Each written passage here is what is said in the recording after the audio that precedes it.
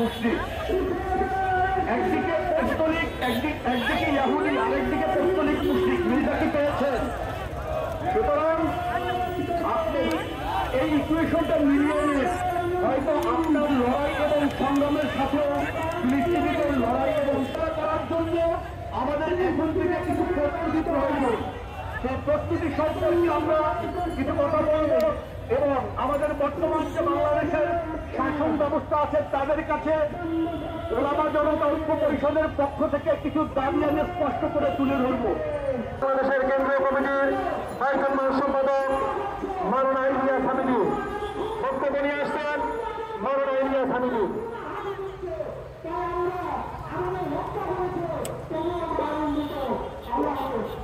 আলহামদুলিল্লাহি ওয়াহদাহু ওয়াসসালাতু ওয়াসসালামু আলা মান লা নাবিয়্যা বা'দা। সংগ্রামী সাথী ও বন্ধুগণ, বাংলাদেশ খেলাফত মজলিস ঢাকা মহানগর দক্ষিণ